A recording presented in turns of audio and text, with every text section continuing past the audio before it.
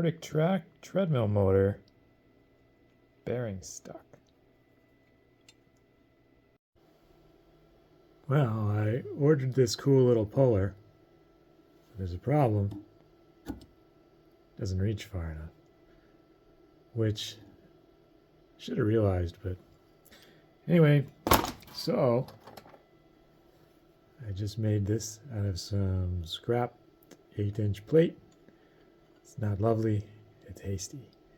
So I'm going to take that.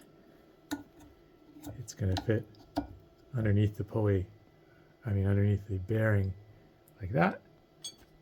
I've got another little piece of metal, some holes in it here, go on top, and I'm going to use these scrap eye bolts.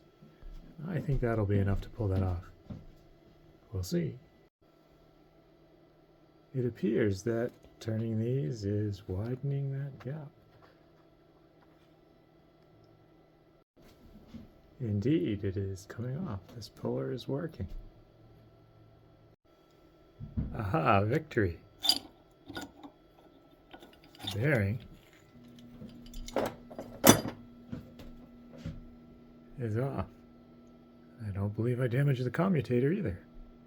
Perfect. The problem with the bearing on the left, which was the bearing that was in the treadmill to start with, clearly is that it wasn't orange. Anyway, it's a dead bearing.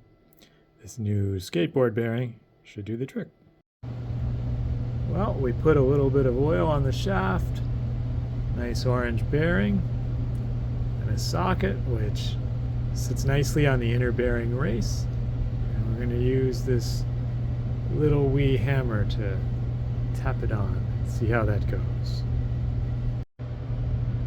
In the end, it required a larger socket, as partway down the smaller socket wasn't big enough all the way through, and I did need to use a larger rubber mallet, but not with much force.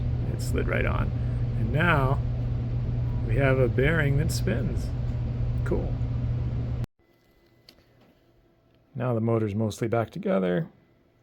This fan piece just pulls off, and this end is a flywheel assembly. There aren't any gears or anything under here, in case you're wondering, like I was.